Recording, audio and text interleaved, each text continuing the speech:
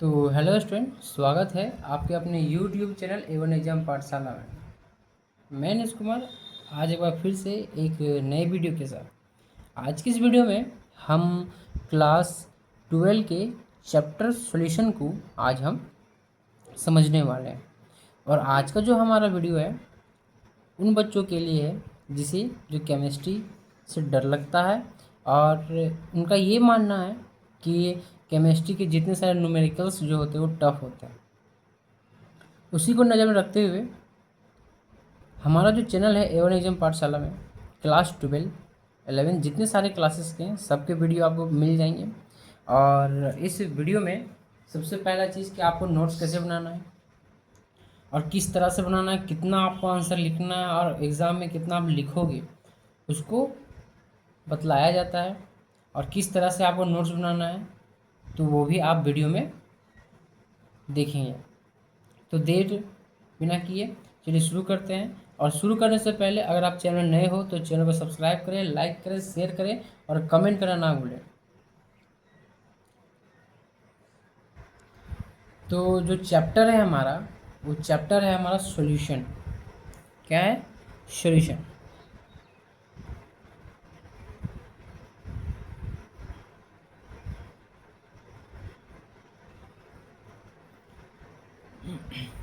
और आप हमसे कांटेक्ट करना चाहते हो तो ये हमारा नंबर है,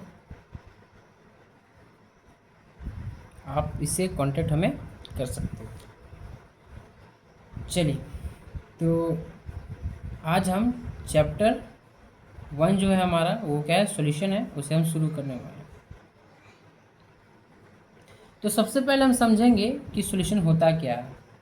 तो चलिए हम डिफिनेशन की ओर जाते हैं। हर एक चीज़ को अच्छी तरह से समझना है और हर एक चीज़ को अच्छी तरह से हमें सॉल्व करना है।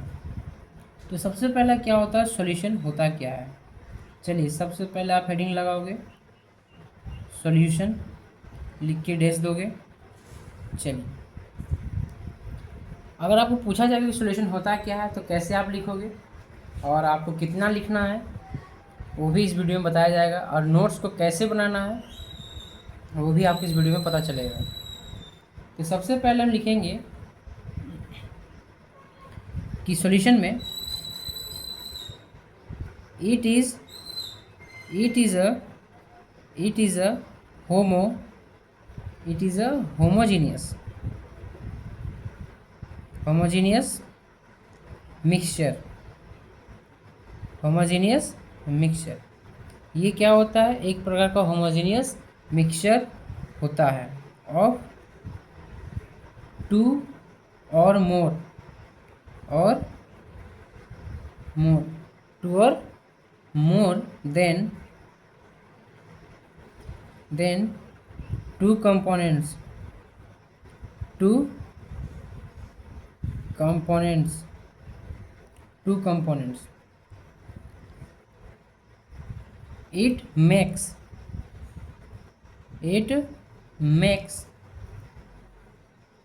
from solute and solvent। तो सॉल्यूशन होता क्या है, ध्यान दोगे। सॉल्यूशन क्या होता है कि it is a homogeneous mixture. ये एक कैसा मिक्सचर होता है, होमोजीनियस मिक्सचर होता है। बोला गया है ऑफ टू और मोर देन, दो या दो से अधिक कंपोनेंट्स क्या होते हैं, मिले हुए होते हैं। मतलब देन टू कंपोनेंट, आप काफ़ी बोल सकते हो कि इसमें कौन सा कंपोनेंट होता है, दो कंपोनेंट होता है। इसे कैसे बनाते हैं हम लोग, बोला गया है कि it makes from solute and solvent. कहने का मतलब क्या है कि इसमें सॉल्यूशन को बनाने के लिए सॉल्यूट और सॉल्वेंट की आवश्यकता होती है। उसे हम जी क्या बोलते हैं, सॉल्यूट और सॉल्वेंट। अब आपको ये जानना पड़ेगा कि सॉल्यूट और सॉल्वेंट होता क्या है, ठीक है। तब आपको ये क्लियर हो जाएगा कि सॉल्यूशन बोलते कैसे हैं या बोलेंगे किसको, ठीक है। तो पहले हमें ये समझते हैं कि सॉल्यूट और सॉल्वेंट होता है क्या, उसको हम समझने के तौर पे हम इसे सॉल्यूशन को हम समझ सकते हैं, ठीक है। तो पहले हम अभी समझेंगे कि क्या होता है हमारा सॉल्यूट क्या होता है। देखिए ध्यान से, एक सॉल्यूट का डिफिनेशन है और आप यहाँ पे यूज़ कर सकते हो, दैट इज़ लिख सकते हो यहाँ पे। इसे दैट इज़ बोलते हैं, क्या बोलते हैं, दैट इज़ लिखोगे। एक थोड़ा सा सॉल्यूशन क्या होता है, सॉल्यूशन होता है कि सॉल्यूट प्लस क्या होता है, सॉल्वेंट। सॉल्यूट प्लस क्या होता है, सॉल्वेंट होता है। तो हमें ये जानना है कि सॉल्यूट क्या होता है, सॉल्वेंट क्या होता है, ये हमें समझना है।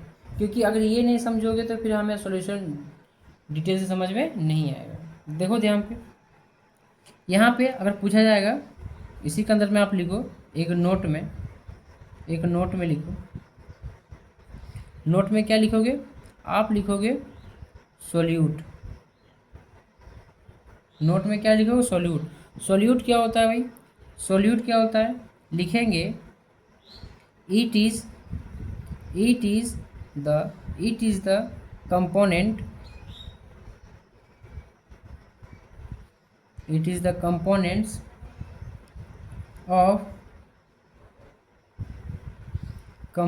of solution which present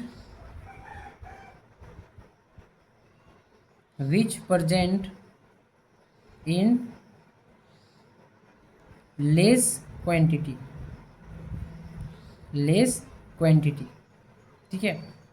solute क्या होता है, सोल्यूट क्या होता है, सोल्यूट हम किसे बोलेंगे, बोलेंगे it is the component of solution. अगर मान लीजिए हम किसी का सॉल्यूशन बना रहे हैं, ठीक है, बोला गया है विच present in less quantity, which present in less quantity, मतलब जैसे कि अभी हम मान लीजिए कि हम चीनी पानी बना रहे हैं। क्या बना रहे हैं, चीनी पानी बना रहे हैं। तो जब हम चीनी पानी बनाएंगे तो सबसे पहले हमें गिलास लेना होगा। अब गिलास लेंगे तो उसमें अगर हमको शरबत बनाना है, चीनी पानी शुगर सोल्यूशन बनाना है, तो हम क्या करेंगे कि गिलास लेंगे और उसमें हम पानी को ऐड करेंगे। उसके बाद आप बताइए कि जब हम लोग चीनी डालेंगे या नमक को डालेंगे, जो भी आपको है डालेंगे, जब चीनी को डालेंगे तो क्या ज़्यादा में डालेंगे कि कम में डालेंगे, कम में डालेंगे। तो जो कम में होगा ना भाई, जो चीनी होगा वो हमारा क्या होगा, वो हमारा क्या होगा, वो हमारा होगा सोल्यूट। और जो ज़्यादा मात्रा में होगा उसे हम क्या बोलेंगे, सॉल्वेंट। ठीक है, देखो ध्यान से, अब डिफिनेशन की ओर बढ़ते हैं, डिफिनेशन की ओर बढ़ते हैं, ध्यान दोगे। एक नोट में और है, ये आपका नोट में हुआ, ठीक है। दूसरा यहाँ पे ध्यान दोगे, यहाँ पे आप ध्यान दोगे कि ये आपका दूसरा में क्या है। देखिए दूसरा में है आपका सॉल्वेंट, दूसरा में क्या है आपका, सॉल्वेंट। सॉल्वेंट क्या होता है, ध्यान दोगे, सॉल्वेंट होता है it is the component of, it is the components of solution in which present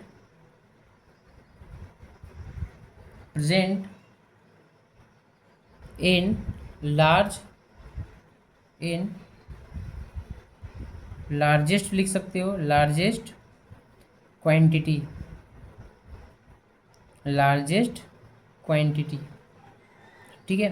अब आप यहाँ पे ध्यान दो, हमने बात किया कि अगर हम एक गिलास लेते हैं, एक गिलास लेते हैं और उसमें हम क्या करते हैं कि एक पानी लिए और चीनी लिए, तो पानी जो है आप कहोगे सॉल्वेंट, क्योंकि वो पानी लार्जेस्ट अमाउंट में प्रेजेंट है, और जो हमारा सॉल्यूट हो गया वो लेस अमाउंट में प्रेजेंट है।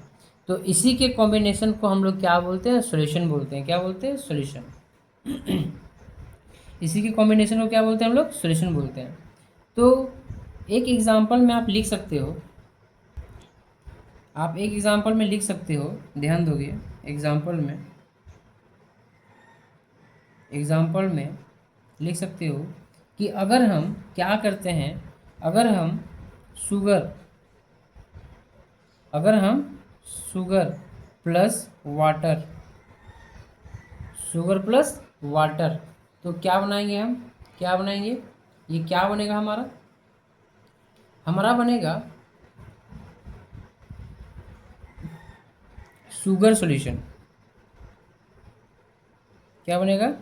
शुगर सॉल्यूशन बनेगा। क्या बनेगा? शुगर सॉल्यूशन बनेगा। और हम इसे क्या बोलेंगे? शुगर को क्या बोलेंगे? हम लोग इसे बोलेंगे सोल्यूट। क्या बोलेंगे हम इसे? सोल्यूट। और इसे हम क्या बोलेंगे? इसे हम क्या बोलेंगे? सॉल्वेंट। क्या बोलेंगे? सॉल्वेंट। और दोनों के कॉम्बिनेशन को हम क्या बोलते हैं? शुगर सॉल्यूशन, जिसे हम शरबत बोलते हैं। ठीक है, देखिए। और इसे हम क्या बोलते हैं? ध्यान दोगे कि एक ऐसा सॉल्यूशन जो होगा हमारा, लिखेंगे a solution, a solution which is made from two components, two components is known as binary, known as binary solution, is known as binary solution। हम इसे बाइनरी सॉल्यूशन भी कहते हैं। तो ये तक, यहाँ तक तो आपको समझ में आ गया होगा कि सॉल्यूशन किसे कहते हैं और सॉल्यूट किसे कहते हैं। क्लियर है? और सॉल्वेंट किसे कहते हैं। दोनों के कॉम्बिनेशन को हम क्या कहते हैं? शुगर सॉल्यूशन कहते हैं। और इसे आप किस तरह से लिख सकते हो, आपको जब पूछा जाएगा तो आप ऐसे फ्रेम में आप इसे लगा सकते। ये आपका हो गया सॉल्यूशन के बारे में। ये यहाँ तक क्लियर हो गया। अब हम बढ़ते हैं आगे। चलिए, अब आगे है हमारा, अब आगे है, आगे हम क्या लिखेंगे? ध्यान दो। नेक्स्ट क्वेश्चन है, नेक्स्ट क्वेश्चन है हमारा, सॉल्यूशन तो आपको समझ में आ गया होगा कि अगर आपको पूछा जाएगा तो किस प्रकार से आपको नोट्स बनाना है और कैसे आपको उसका बारे में बतलाना है कि सोल्यूट क्या होता है और सॉल्वेंट क्या होता है। अब हम जानेंगे इसके एक्सप्रेशन के बारे में कि इसके एक्सप्रेशन में कितने मेथड्स हैं किसी भी सॉल्यूशन को कंसंट्रेशन के लिए, या किसी भी सॉल्यूशन के बारे में हम समझ सकते हैं, कंसंट्रेशन कर सकते हैं। तो क्वेश्चन लिखेंगे, expressing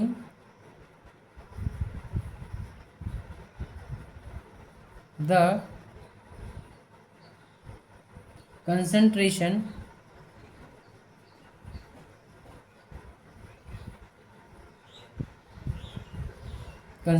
of solution, concentration of solution। अब हम किसी भी सॉल्यूशन के कैसे कंसंट्रेशन करेंगे, सोच समझो। अब आपको लिखना क्या है आंसर में, ध्यान दोगे। सबसे पहले हम इसे हम क्या करेंगे? एक टॉपिक बनाएंगे और इसके आंसर्स को हम लिखना शुरू करेंगे। चलिए, सबसे पहले आप हेडिंग लगा लिए होंगे, लिखेंगे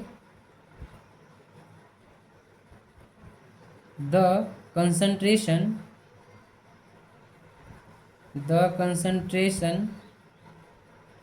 of solution, the concentration of solution may be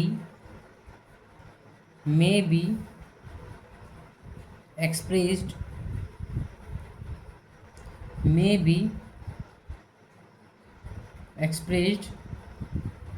in any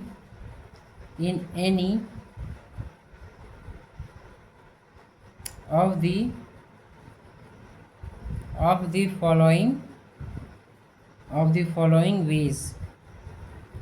following ways। ये यहाँ तक क्लियर है। अब इसके बारे में क्या क्या लिखेंगे, सो समझो। सबसे पहला है हमारा मास परसेंटेज। ठीक है, वो क्या होता है? चलिए, सबसे पहले आप 1 में लिखोगे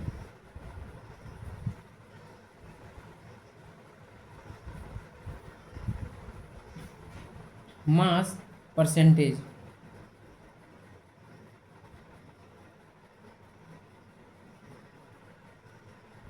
मास परसेंटेज को हम ऐसे डिनोट करते हैं और यहाँ पे लिखते हैं मास। क्या लिखते हैं? मास।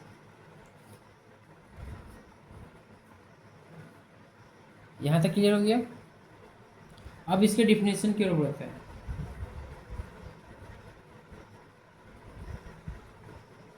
इसके डिफिनेशन में क्या बोला गया है, ध्यान समझो। देखिए हमारा जो चैनल है ना भाई, वो आपको परफेक्ट नोट्स के साथ साथ डिटेल एक्सप्लेनेशन भी आपको क्या करता है, प्रोवाइड करता है। इस वीडियो में आपको डिटेल एक्सप्लेनेशन मिल जाएगा, सबसे पहला चीज़ है। दूसरा चीज़ क्या है कि आपको हर एक न्यूमेरिकल जो है आपको किस तरह से सॉल्व करना है एग्ज़ाम में, वो आपको पता चल जाएगा। तो आप यहाँ पे बस आपको क्या करना है कि चैनल को सब्सक्राइब कर लेना है, लाइक करना है और शेयर करना है, और कमेंट करके बताना है कि वीडियो आपको कैसा लगा। और आपको मेरे साथ ही आपको नोट्स बनाते जाना है। तो मास परसेंटेज का डिफिनेशन क्या बोला गया है, सोचना। यहाँ पे ध्यान दोगे कि लिखेंगे mass percentage, mass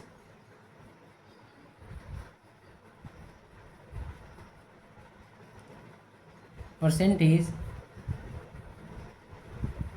may be, mass percentage may be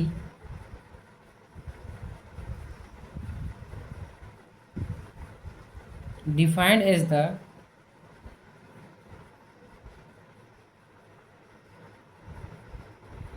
number of parts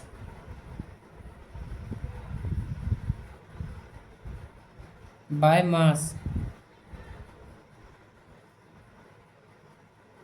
of solute per 1000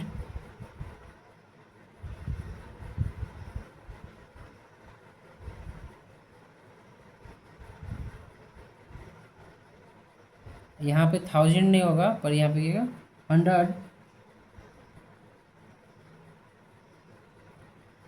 parts of या parts bye 100 parts by mass of solution. ध्यान दोगे मास परसेंटेज क्या होता है, जिसे हम परसेंट मास भी बोलते हैं। मास परसेंटेज में भी define as the number of parts. ये क्या डिफाइन करता है? नंबर ऑफ पार्ट्स डिफाइन करता है बाय मास ऑफ सोल्यूट। किसका? सोल्यूट का। पर 100 parts by mass of solution. कितना? 100 parts of by mass of solution. इसका फॉर्मूला क्या होगा? ध्यान दो, इसका फॉर्मूला क्या होगा? तो इसको जनरेट करने के लिए हमने क्या किया, एक टर्म्स को लिया जिसका नाम क्या है, लेट। देखिए यहाँ पे लेट किया हम, let W B, let W B को हम लोग क्या बोलते हैं? डब्ल्यू बी को हम लोग क्या बोलते हैं? हम लोग कहते हैं, इसे लिखते हैं be the mass of solute, with the mass of solute B, and WA, WA को हम लोग क्या बोलते हैं? be the mass of solvent, इसे हम A बोलते हैं। क्या बोलते हैं? A। तभी आपने सॉल्यूट और सॉल्वेंट को पढ़ा होगा, और अभी आपने उसको किसी डिनोट कर रहे हैं, डब्ल्यू बी और डब्ल्यू ए से। इसका मतलब होता है the mass of A solute B, mass of A solute sorry solvent A. इसका फॉर्मूला क्या होता है भाई? ध्यान दोगे, देन क्या लिखेंगे? मास परसेंटेज, मास परसेंटेज क्या होता है? Of B, mass percentage of B. इसका निकालेंगे तो क्या होगा हमारा? क्या होगा? इसको लिखते हैं हम लोग W B by W A plus W B और इंटू 100। दिख रहा है? दिख रहा है ना आपको कि किस प्रकार से नोट्स और किस प्रकार से डेफिनेशन आपको लिखा जा रहा है? क्लियर है? किस प्रकार से लिखा जा रहा है। चलिए, ये यहाँ तक तो क्लियर हो गया, ये यहाँ तक तो क्लियर हो गया कि ऐसे आप बोल सकते हो इस डिफिनेशन को और इस प्रकार से आप इसे लिख सकते हो। और ये हो गया मास परसेंटेज ऑफ सॉल्यूट का फॉर्मूला।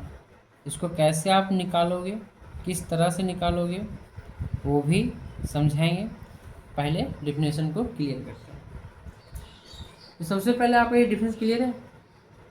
क्या बोला कि mass percentage may be define as the number of parts. ये नंबर ऑफ पार्ट्स डिफाइन करता है किसका, मास ऑफ ए सोल्यूट का डिफाइन करता है। ठीक है, किसका डिफाइन करता है, सोल्यूट का। बोला कि पर 100 parts by mass of solution. तो ये 100 पार्ट्स के बारे में बता रहा है, किसमें, उस सॉल्यूशन में। तो डब्ल्यू बी जो होता है उसमें उसमें हम क्या बोलते हैं, उसको मास ऑफ सॉल्यूट बोलते हैं, जिसको क्या बोलेंगे, बी। और इसमें क्या होता है, डब्ल्यू ए जो होता है मास ऑफ सॉल्वेंट होता है, जो क्या होता है हमारा ए। तो सॉल्यूट और सॉल्वेंट को पता है कि सॉल्यूट जो होगा लेस अमाउंट में प्रेजेंट होगा और सॉल्वेंट जो होगा लार्जेस्ट अमाउंट में प्रेजेंट होगा। क्लियर है। उसी के अकॉर्डिंग यहाँ बनाया गया mass percent of solute W B by W A plus W B into 100। यहाँ तक क्लियर है।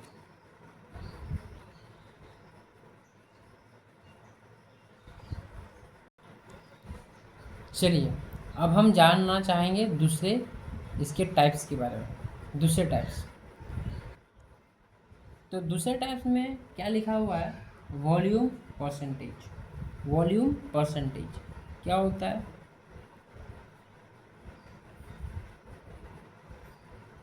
वॉल्यूम परसेंटेज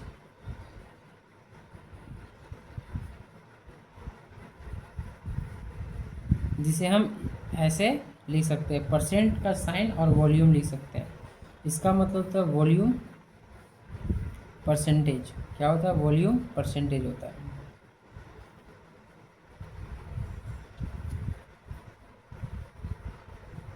इसके डिफिनेशन में हम किस प्रकार से इसे डिफाइन करेंगे, सो समझो। लिखेंगे volume, volume percentage, volume percentage, volume percentage may be defined as the may be defined as the number of parts by volume, parts by volume दिख रहा है, वॉल्यूम ऑफ सॉल्यूट पर 100 parts of volume.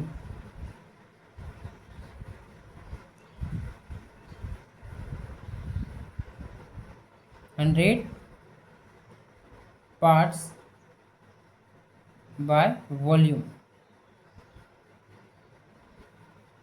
Of solution, of solution.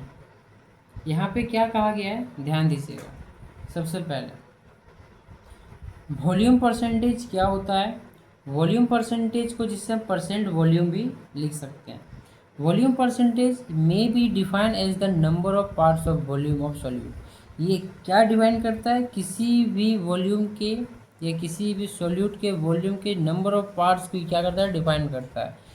पर 100 parts bye volume of solution, उसमें जो 100 parts of volume of solution होगा ना, उसको क्या करता है, डिफाइन करता है। इसे हम किस प्रकार से लिखेंगे, ध्यान दो। सबसे पहले हम लिखेंगे लेट, जिस तरह अभी हमने किया था लेट। यहाँ पे क्या हो जाएगा, वी ए। वी ए क्या है मेरा, वी ए है मेरा the volume, the volume of component, the volume of component A and VB। VB क्या है हमारा, VB क्या है हमारा, हमारा VB है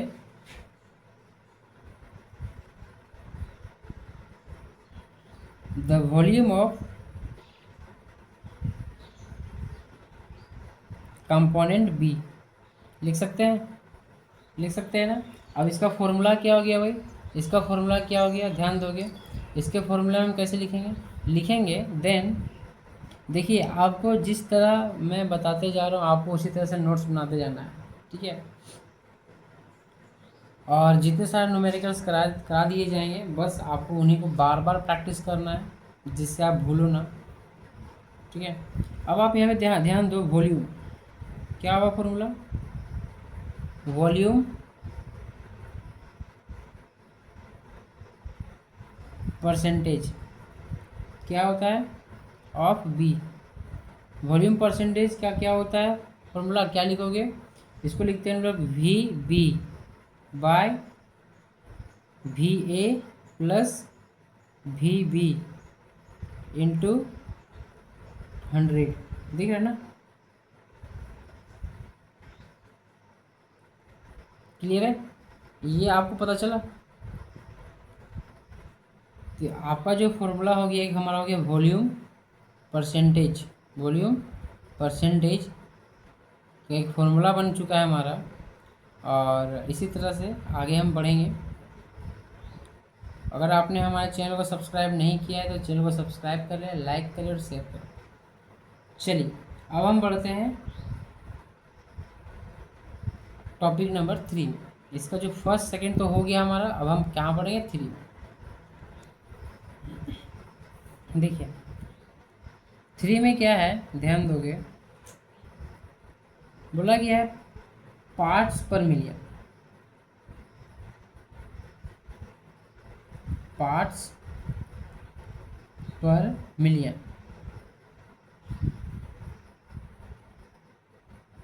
पार्ट्स पर मिलियन, जिसे हम क्या बोलते हैं पीपीएम, क्या बोलते हैं पीपीएम। अगर आपको बोला जाए पीपीएम क्या होता है तो आप बोलोगे पार्ट्स पर मिलियन होता है, क्या होता है पार्ट्स पर मिलियन होता है। जैसे अभी हमने पीछे पढ़ा था, अभी 7 से 8 तक ये पार्ट चल रहा है, ठीक है। 7 पार्ट और 7 और 8 जो हमारा पार्ट ख़त्म होगा, उसके बाद जो हमारा न्यूमेरिकल्स आएंगे वो इसी पे ही बेस्ड होंगे, ठीक है। तो इसका डिफिनेशन क्या है पार्ट्स पर मिलियन में, ध्यान दीजिएगा।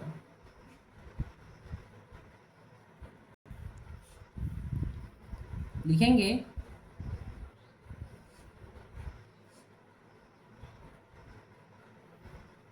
It may B, it may be defined, it may be defined as the, defined as the number of parts, number of parts by mass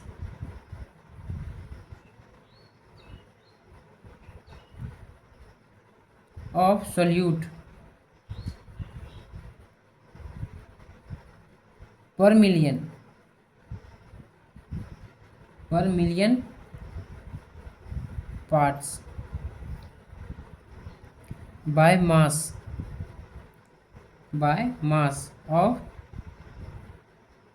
the solution, of the solution।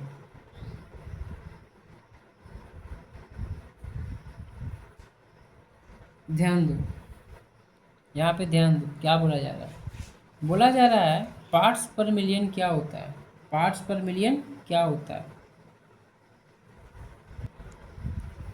Parts पर million, ध्यान दीजिएगा। बोला गया it may be defined as the number of parts, ये क्या define करता है, number of parts define करता है बाय मास ऑफ सोल्यूट, इसका सोल्यूट के मास को, पर million parts by mass of the solution. हम बोलेंगे कि किसी भी सॉल्यूशन में उसका जो सॉल्यूट होगा उसके नंबर ऑफ पार्ट्स को क्या करता है, ये डिफाइन करता है, क्या करता है, डिफाइन करता है। तो लिखेंगे यहाँ पे it is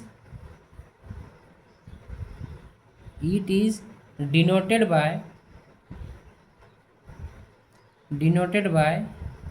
P P M, इसको इससे आप लिख सकते हो। इसका फॉर्मूला क्या होता है, ध्यान दोगे। देन इसका फॉर्मूला क्या होता है, लिखेंगे पी पी एम मतलब पार्ट्स पर मिलियन बराबर होता है मास ऑफ सॉल्यूट,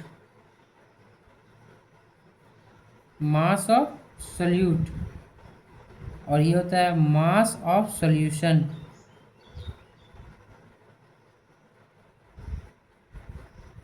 इनटू 10⁶, 10⁶। आप और भी तरीके से इसे लिख सकते हो, किस तरीका से, ध्यान दोगे।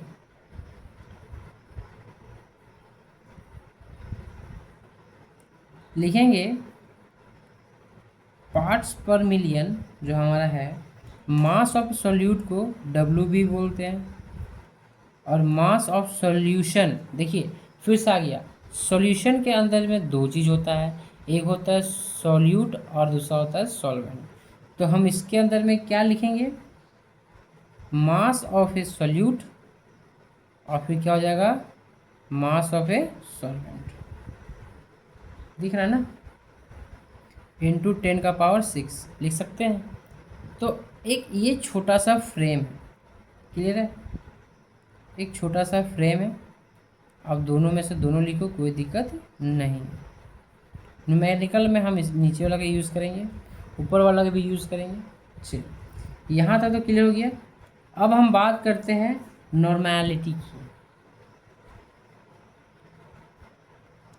अब नॉर्मलिटी में क्या बोला जाता है, ध्यान दोगे। नॉर्मलिटी में क्या बोला जाता है, इसे हम किस प्रकार से लिखेंगे, सो आपको समझना है।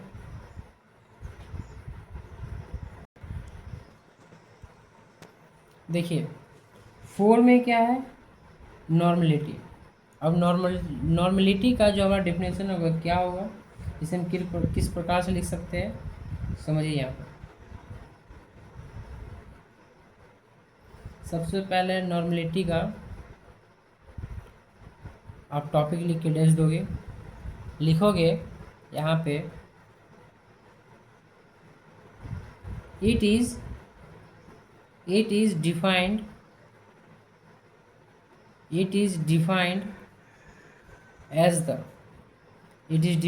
as the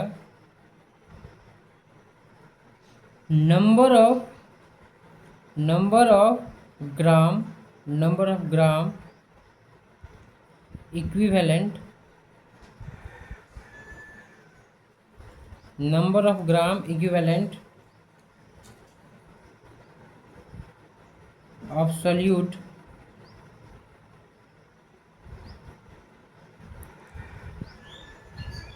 dissolve per liter of solution,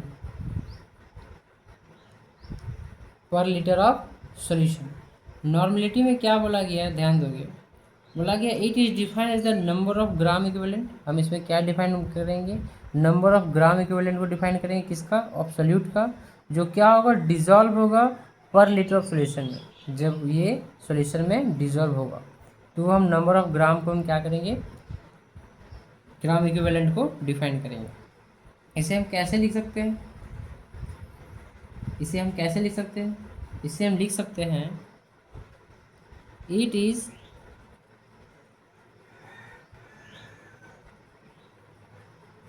denoted by letter N. इसे हम किससे डिनोट कर सकते हैं, लेटर एन से डिनोट कर सकते हैं। लिखेंगे देन, ध्यान दोगे, देन क्या होता है फॉर्मूला, नॉर्मलिटी। क्या होता है फॉर्मूला हमारा, normality.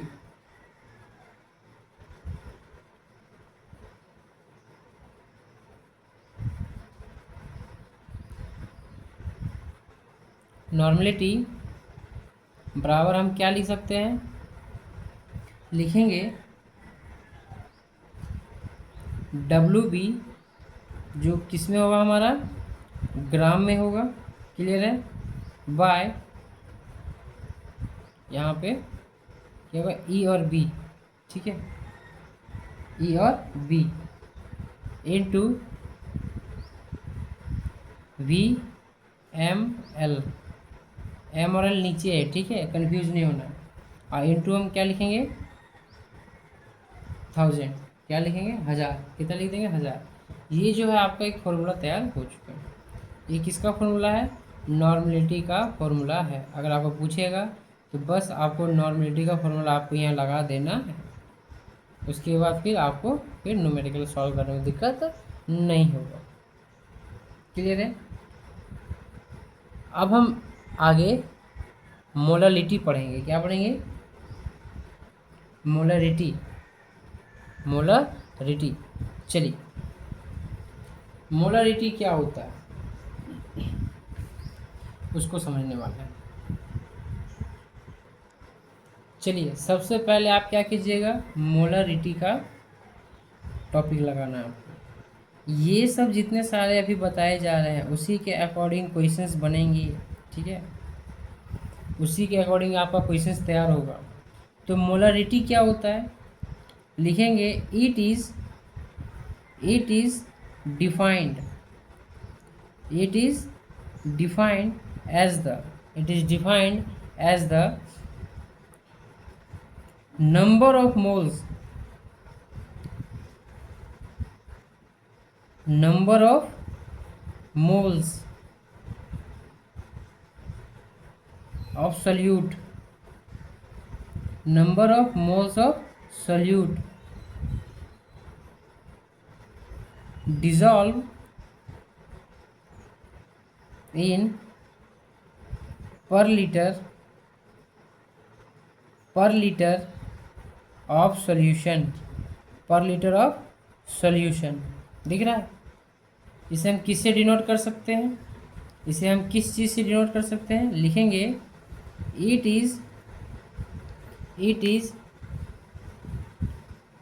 Generally, it is generally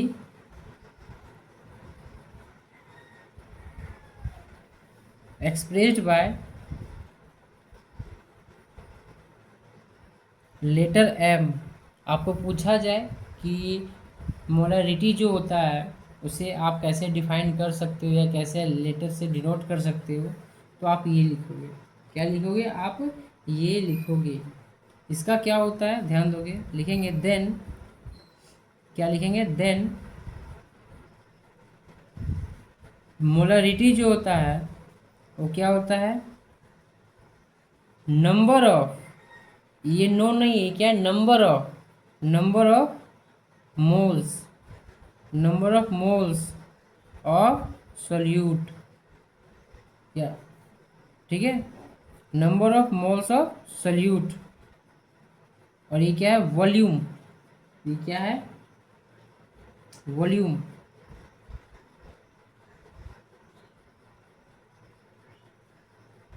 of solution, volume of solution in ml, किस में लिखेंगे ml में, और इनटू में क्या हो जाएगा हमारा 1000, दिख रहा है, इनटू में क्या हो जाएगा हमारा 1000। सबसे पहले आप यहाँ पे ध्यान दो कि इसको डिनोट कैसे करेंगे। यहाँ पे लिखेंगे m, इससे m से डिनोट करते हैं, ठीक है, और यहाँ पे लिखेंगे WB, जो हमारा क्या होगा, ग्राम में होगा, by volume of solution, volume of solution हम क्या लिखेंगे M B into VML into कितना हो जाएगा हमारा 1000।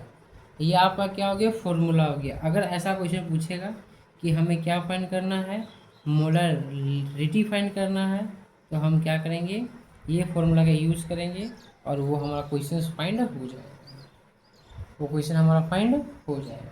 चलिए अब हम बात करते हैं मोलालिटी का, ये यहाँ तक क्लियर हो गया।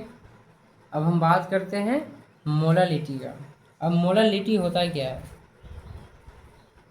ध्यान दोगे, मोलालिटी होता क्या है। चलिए सबसे पहले हम टॉपिक लगाएंगे इसका 6, टॉपिक लगाएंगे 6, क्या होता है हमारा molality.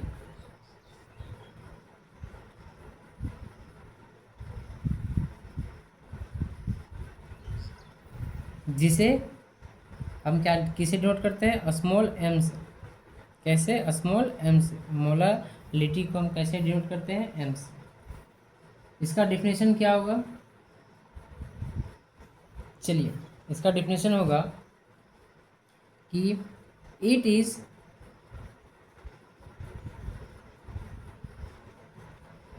defined as it is defined as the number of moles of solute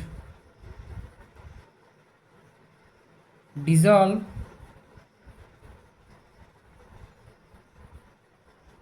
पर 1000 ग्राम ऑफ सॉल्वेंट, मतलब 1000 ग्राम ऑफ सॉल्वेंट। देखिए ये सब जितने सारे डिफिनेशन है ना भाई, आपको करने होंगे। अगर आपको डिफिनेशन क्लियर नहीं है या फॉर्मूला आपको याद नहीं है तो फिर न्यूमेरिकल जो होगा ना, सॉल्व करने में बहुत प्रॉब्लम होगा, बहुत प्रॉब्लम होगा। इसे हम किस से डिनोट कर सकते हैं, it is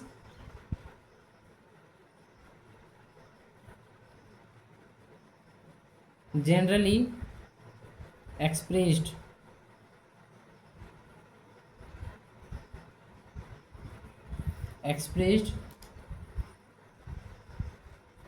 by the letter m लिखेंगे। देन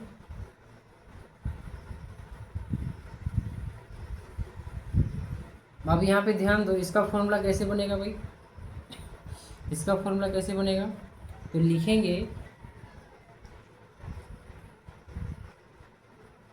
स्मॉल एम बराबर क्या आ जाएगा हमारा, number of moles of solute, number of moles of solute बटा कितना हो जाएगा हमारा, weight of the solvent, weight of the solvent into कितना हो गया 1000। इसे आप कैसे लिख सकते हो भाई, इसको आप कैसे लिख सकते हो, इसे हम एक तरीके से और भी तरीके से लिख सकते हैं, WB जो हमारा क्या ग्राम में होगा, फिर यहाँ पे क्या लिखेंगे हम MB इंटू WA, ये भी हमारा किस में होगा, ग्राम में होगा इस टाइम, और क्या करेंगे इंटू 1000। क्लियर है, ये यहाँ तक समझ में आया। तो ये जो होगा ये आपका मोलालिटी का फॉर्मूला जनरेट हो चुका है, बन गया है। और जब भी आप किसी भी न्यूमेरिकल में मोलालिटी फाइंड करने बोला जाएगा तो हम क्या करेंगे, इसी फॉर्मूला को यूज़ करेंगे। क्लियर है। तो देखिए आपको यहाँ पे एक बात और मिल रहा है कि आप जैसे जैसे आप लिखते जा रहे हो वैसे वैसे आपका नोट्स भी तैयार होते जा रहा है, और ये जो नोट्स है वो आपको एकदम परफेक्ट मिलेगा। एक भी टॉपिक ऐसा नहीं है कि जो आपको छोड़ दिया जाएगा, हर एक टॉपिक को अच्छी तरह से कंप्लीट कराया जाएगा। अब हम बढ़ते हैं आगे। अब आगे क्या है भाई, आगे क्या है तो वो आपको अच्छे से समझ में आएगा अभी जो बतलाया जा रहा है। सबसे पहला चीज़ है कि अब हम बात करेंगे टॉपिक नंबर 7 का, टॉपिक नंबर 7 का। तो टॉपिक नंबर 7 को शुरू करने से पहले एक हम न्यूमेरिकल में बढ़ते हैं, एक हम न्यूमेरिकल को सॉल्व करते हैं, देखते हैं कि हमने जितने सारे डिफिनेशन को भी हमने क्लियर किया उससे हम किस प्रकार से यूज़ कर सकते हैं और किस तरह से हम न्यूमेरिकल को सॉल्व करेंगे वो समझते हैं। चलिए एक न्यूमेरिकल में पढ़ते हैं। देखिए एक प्रॉब्लम है, मतलब एक न्यूमेरिकल है, लिखेंगे यहाँ पे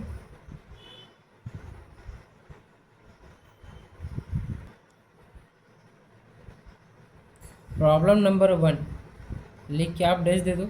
ठीक है, क्या बोला गया है, लिखेंगे calculate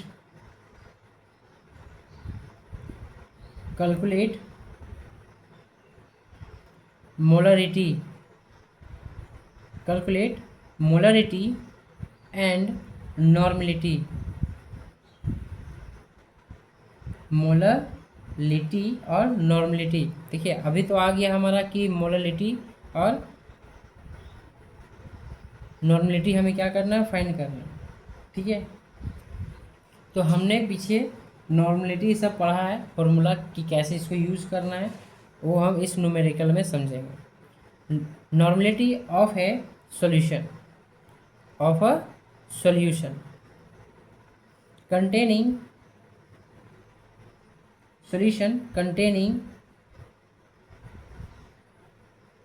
7.0 gram of sodium hydroxide in 875 centimeter cube of solution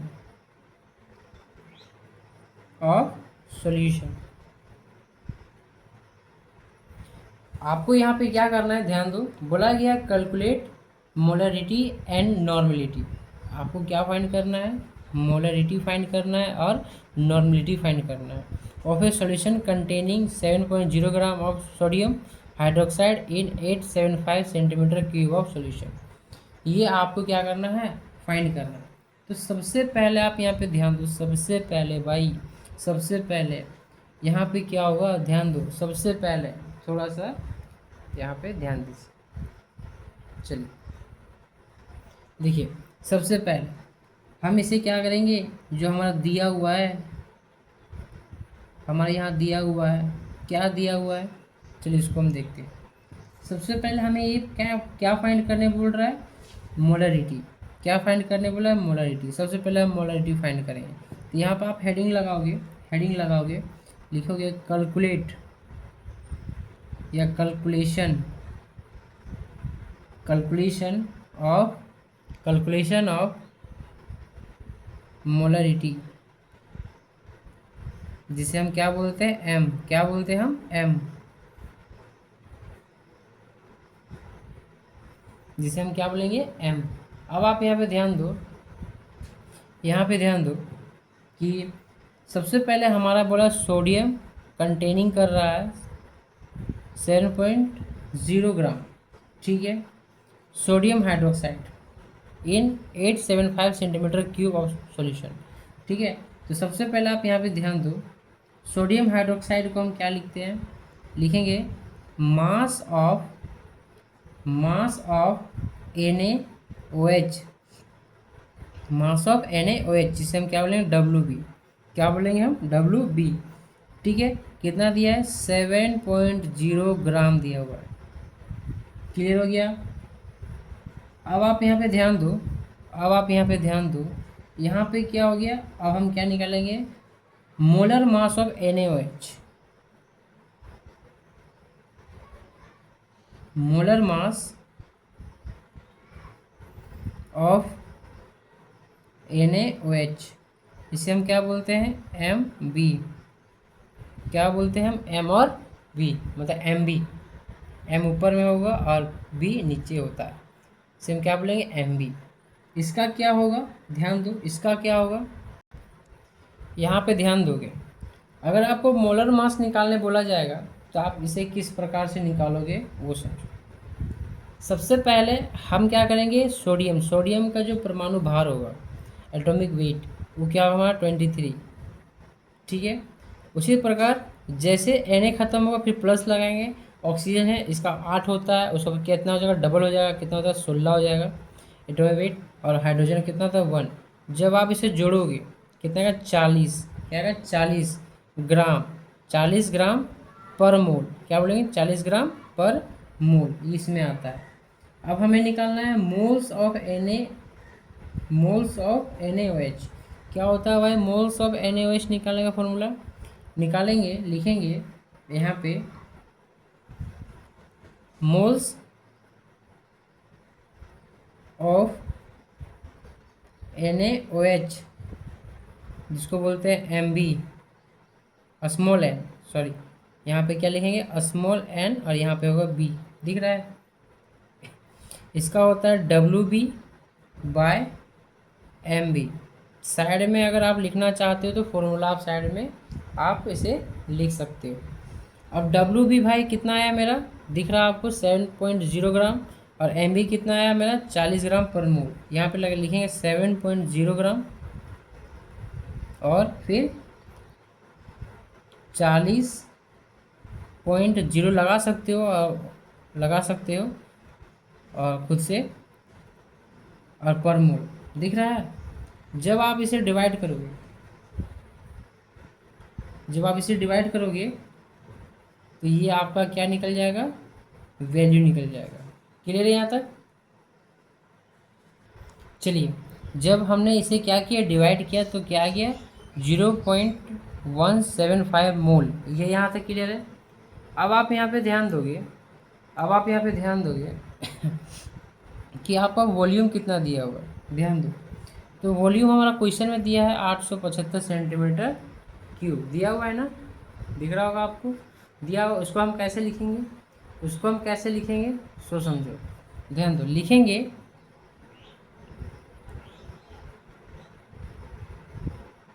volume of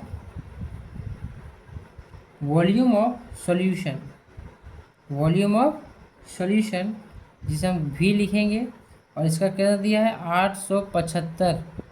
875 centimetre cube दिया हुआ है। यस और नो, दिया हुआ है ना। अब आप यहाँ पे ध्यान दीजिए,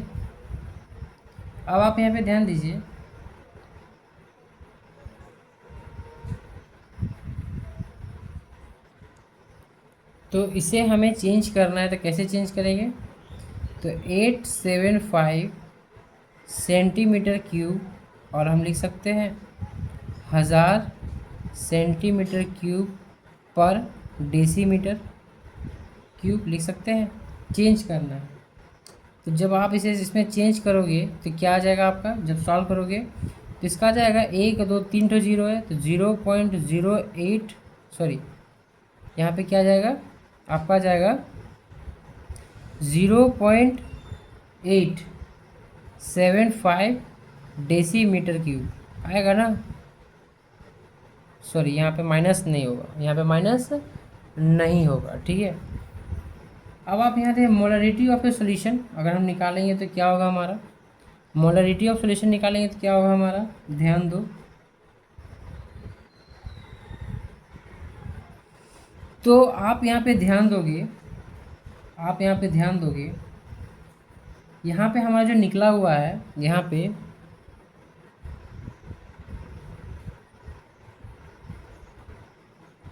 मोलरिटी ऑफ सॉल्यूशन, जिसे हम क्या बोलेंगे m। इसको आप क्या लिख सकते हो, NB by V TM cube लिख सकते हैं, ऐसे लिख सकते हैं। अब यहाँ से NB देखो, NB कितना दिया हमारा वैल्यू, दिया हुआ है 0.175 मोल दिया हुआ है ना। और यहाँ पे कितना दिया हुआ हमारा V 0.875 दिया हुआ है ना। ये है हमारा किसमें, डेसीमीटर क्यूब में है। जब आप इसे डिवाइड कर दोगे क्या है 0.2 मोल डेसी पर मीटर क्यूब, ठीक है। ये हमारा निकल गया नॉर्मेलिटी ऑफ ए सॉल्यूशन। क्या निकल गया, ये हमारा नॉर्मेलिटी फाइंड हो गया। अब हम क्या करेंगे, अब हम फाइंड करेंगे, यहाँ पे फाइंड करने क्या बोला था, ये हमारा मोलरिटी फाइंड हो चुका है। अब हम फाइंड करेंगे नॉर्मेलिटी। क्या फाइंड करेंगे, नॉर्मेलिटी। अब नॉर्मेलिटी का फॉर्मूला क्या होता है, इसे हम कैसे यूज़ करेंगे, चलिए ये यहाँ तक क्लियर हो गया। अब हम आगे बढ़ते हैं, लिखेंगे। अब हम फाइंड करेंगे calculation of normality. Calculation of normality क्या कहता है, सो समझो।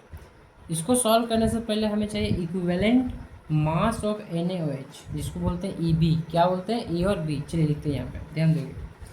ये क्या होता है? इक्विवेलेंट। क्या लिखेंगे? Equivalent mass, equivalent mass of NaOH। NaOH जिसको हम क्या बोलेंगे? हम क्या बोलेंगे? यहाँ पे आप लिखो E और B, ठीक है। क्या होता है इसका फॉर्मूला? इसका होता है molar, molar mass, molar mass by acidity, acidity. तो यहाँ पे हम क्या लिखेंगे? मोलर मास मेरा कितना निकला था? 40 निकला हुआ था, पता है, 40 पर मोल या 40, हाँ, ग्राम पर मोल निकला हुआ था। और इसका जो एसिडिटी होता है क्या हो जाएगा हमारा? 1। क्या हो जाएगा? 1। तो आप डायरेक्ट लिख सकते हो कि इसका जो वैल्यू होगा हमारा क्या होगा? Equivalent of A mass of NaOH का कितना? क्या 40 हो गया। अब आप यहाँ पे ध्यान दो, यहाँ पे ध्यान दो कि number of equivalent of NaOH को कैसे निकालेंगे? लिखेंगे number of gram equivalent, gram equivalent of NaOH। NaOH कैसे निकलेगा? इसका होता है WB बाय EB, मतलब इक्विवेलेंट मास ऑफ NaOH। कितना हो जाएगा हमारा? WB कितना था हमारा भाई? WB कितना था हमारा? तो हम यहाँ से WB क्या लिखेंगे? WB आप यहाँ पे 70 लिख सकते हो, ठीक है। और यहाँ पे कितना जाएगा आपका? 40। कितना जाएगा? 40।